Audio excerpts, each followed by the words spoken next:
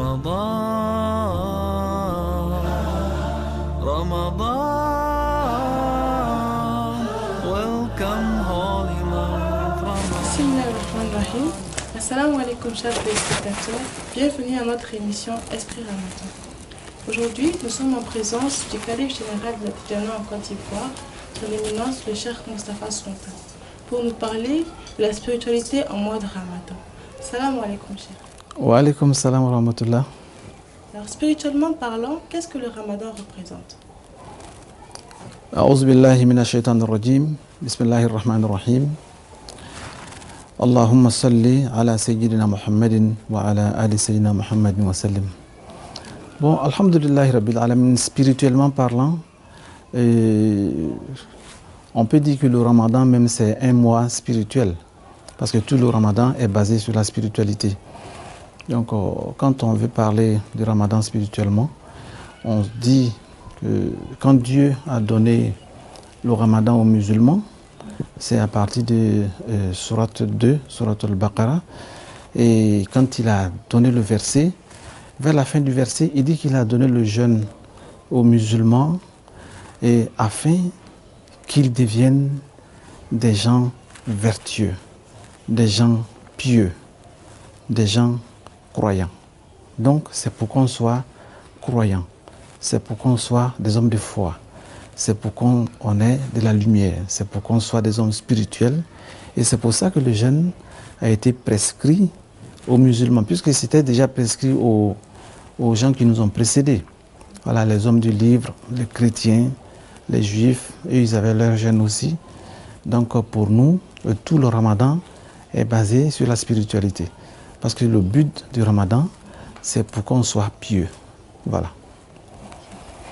Alors, d'après les oulémas, l'homme est constitué d'un corps et d'une âme. Alors, quel est donc l'impact du jeûne sur l'être humain? Oui, alhamdulillah, le jeûne a beaucoup d'impact sur l'être humain. Et concernant le corps physique, quand on jeûne, au plan santé, le jeûne agit sur notre santé. Et quand on remarque ceux qui ont des problèmes de santé, quand ils jeûnent, la maladie est automatiquement déclenchée. Donc ça veut dire qu'ils ne sont pas en bonne santé.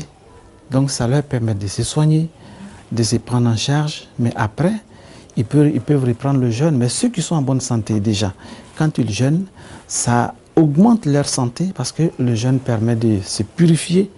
Et ça, puisqu'on mange 11 mois dans l'année, on mange matin, midi et soir.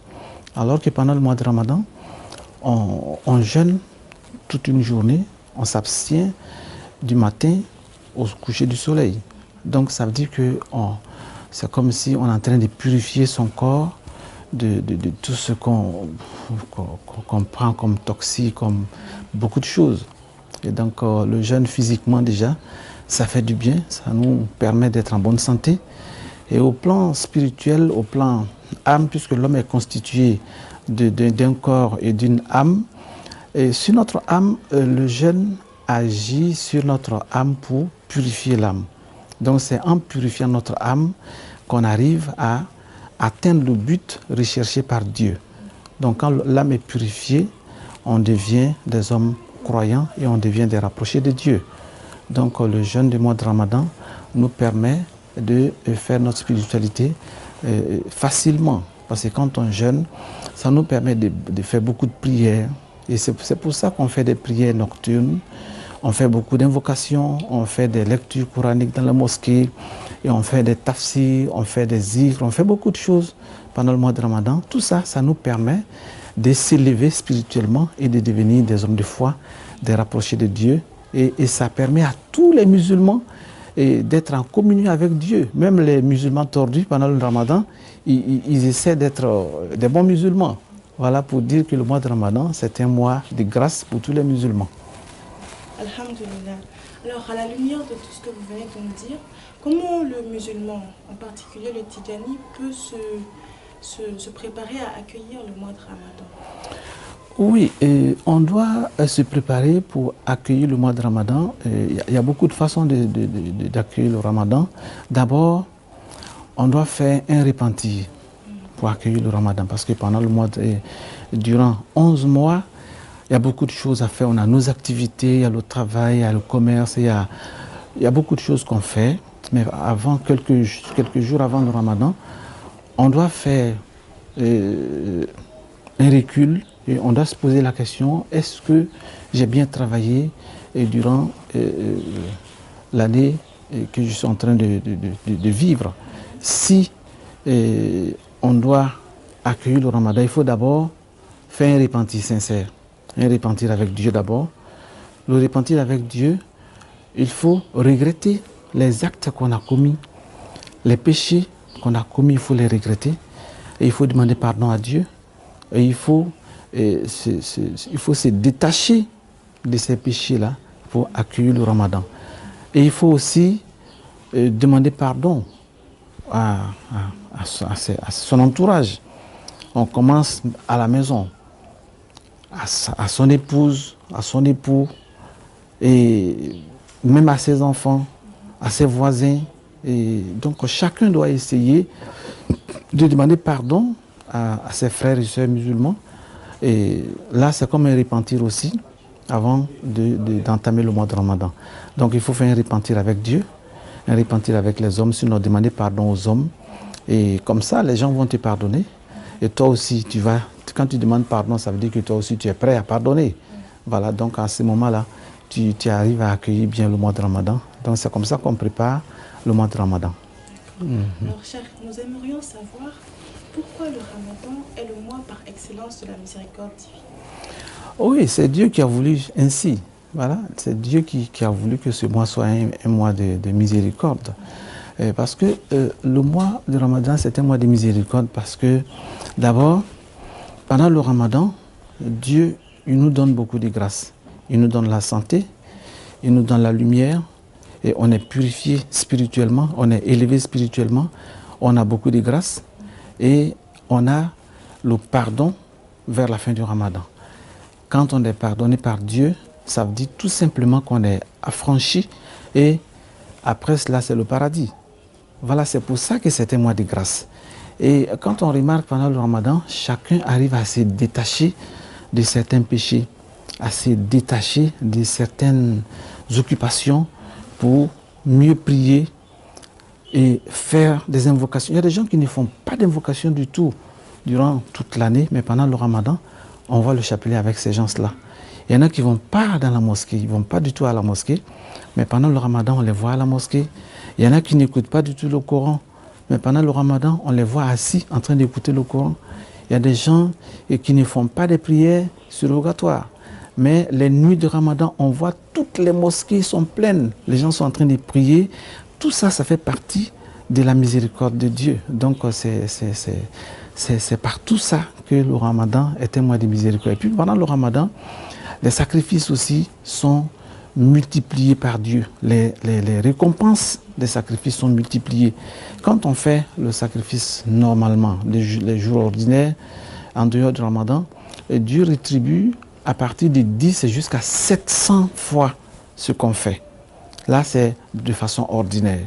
Mais le mois de Ramadan, Dieu dit, le prophète dit sallallahu alayhi wa sallam, que Dieu dit que c'est lui-même qui va donner la rétribution du mois de Ramadan. Ce n'est pas les anges qui vont écrire ce qu'on va faire pendant le Ramadan, c'est Dieu lui-même qui va se charger de cela. Et quand Dieu se charge de donner aux hommes, de rétribuer les gens, de donner les bénédictions, et c'est lui seul qui sait ce qu'il va donner. Les anges, eux, pour eux, c'est limité, c'est compté, c'est sur 10, c'est sur 20, sur 30, sur 700. Mais pour Dieu, c'est lui seul qui connaît. Alors que c'est Dieu qui donne pour le mois de Ramadan. Donc c'est un mois de grâce et un mois de bénédiction. On dit que le Ramadan permet de résoudre plusieurs problèmes au cours de l'année. Pourriez-vous nous donner quelques secrets?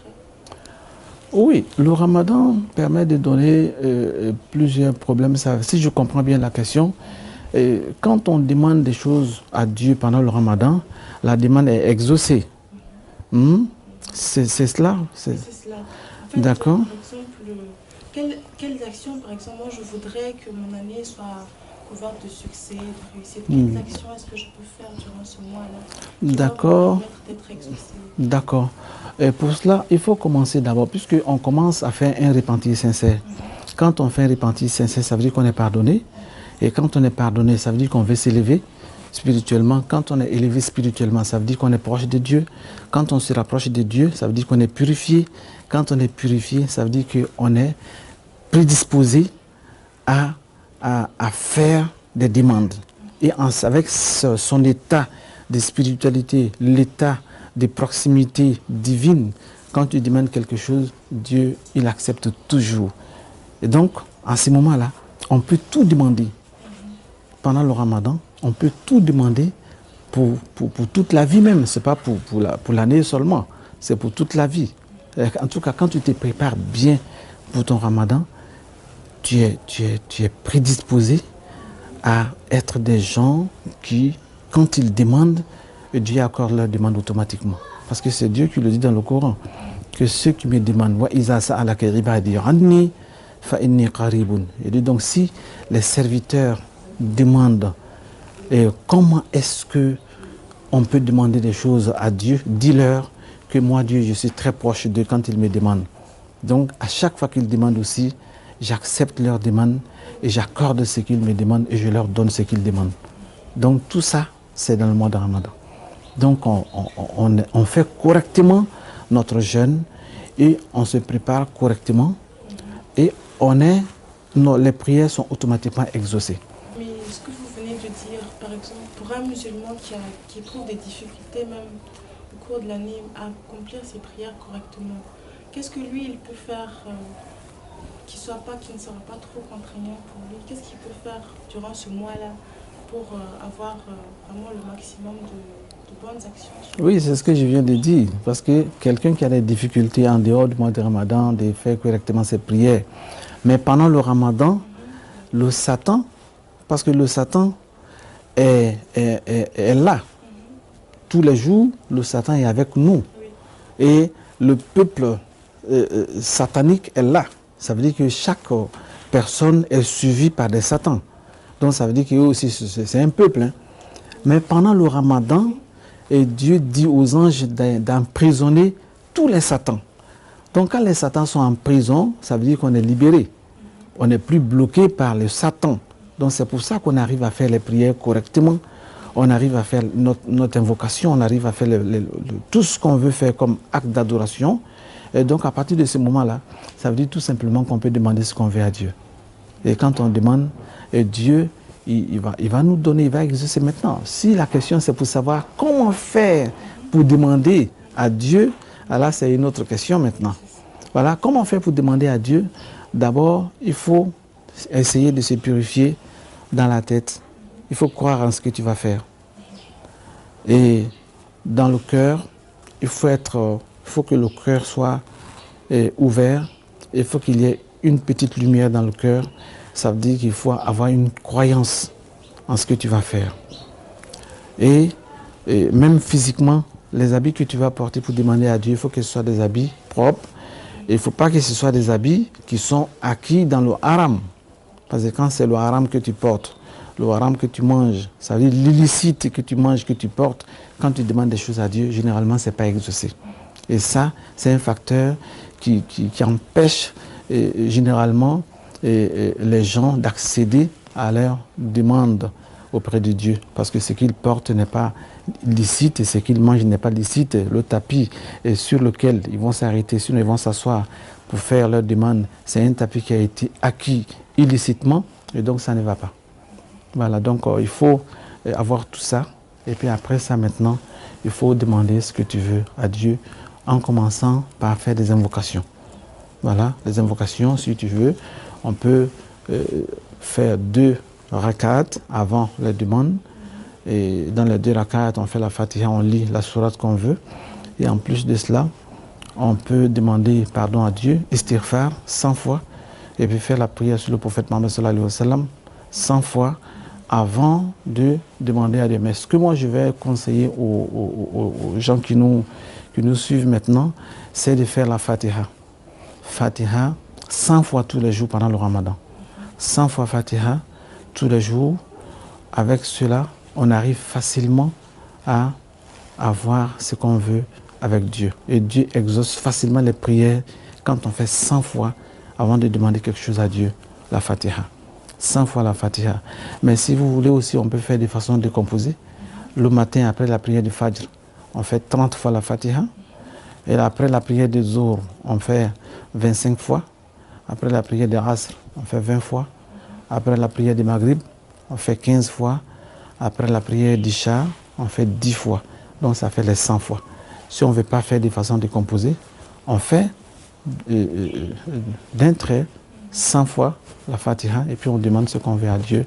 Il y a beaucoup d'autres invocations qu'on peut faire, mais ça, c'est ce que je vais conseiller aujourd'hui, Inch'Allah. Alhamdulillah, nous étions avec le Cheikh Moustapha Sonta, calife général de Tidjania en Côte d'Ivoire. Nous sommes donc à la fin de cette émission. Nous vous invitons à suivre notre page Facebook pour plus d'épisodes. Salam alaikum wa rahmatullahi wa barakatuh.